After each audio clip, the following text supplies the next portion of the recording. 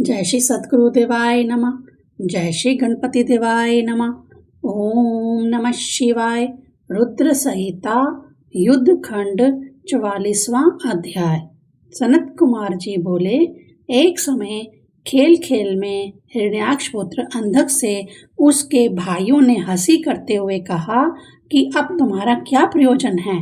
तुम्हारा पिता तो मूर्ख था, जिसने तपस्या करने के पश्चात भी तुम्हारे जैसा बिना आंख वाले तथा विकृत पुत्र को प्राप्त किया।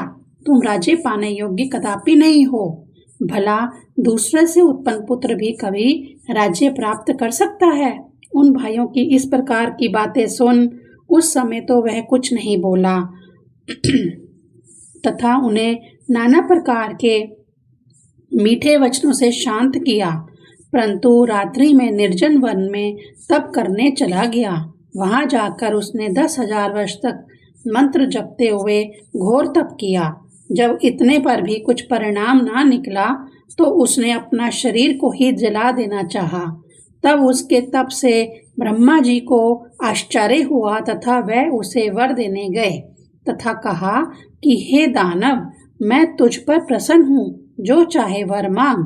उसने कहा, मेरे निर्दयी भाइयों ने मेरा राज्य छीन लिया है, अतः वह प्रहलाद आदि सभी मेरे सेवक हो जाएं, मुझ अंधे के दिव्य नेत्र हो जाएं, इंद्र आदि सभी देवता मुझे वर देवें तथा को मुझे कोई मार ना सके, चाहे वह देवता हो, गंधर्व, यक्ष, सिद्ध, किन्नर और मनुष्य तथा नारायण और सर्वमय शंकर ही क्यों ना हो।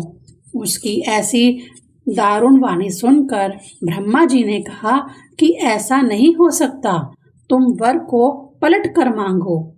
तब उसने कहा कि ऊपर कहे गए सब वर तो मुझे प्राप्त हो ही, परंतु शंकर को छोड़कर मुझे और कोई ना मार सके।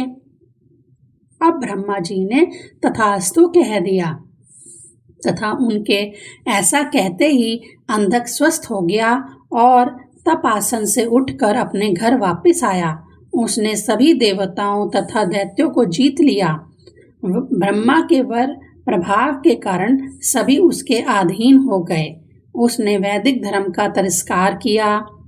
धन की मद अंधता ने उसे कुमार्गी बना दिया।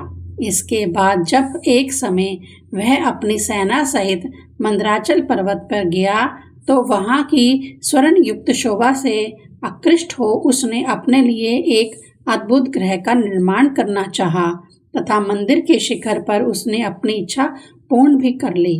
वह वहां कुछ दिन तक ठहरा हुआ था तो उसके मंत्रियों ने आकर सुनाया कि परम सुंदरी स्त्री एक जटा जूटधारी त्रिशूलधारी पुरुष के पास बैठी है, उसके समीप एक बैल भी है।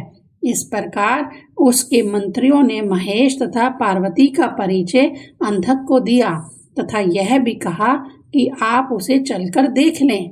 उसने कहा कि मैं उसे क्यों देखने जाऊं, तुम ही सब जाकर उसे मेरे लिए मांग लाओ। तब अंधक की आज्ञा को शिरोधार्य कर उसके दुर्योधन, वैदस, हस्ती नामक मंत्रियों ने मंदिर की गुफा में बैठे हुए शिव जी के पास जाकर उनके रूप आदि का अनेक प्रकार से हास्य करते हुए उनकी भार्या को अंधक के लिए मांगना शुरू कर दिया।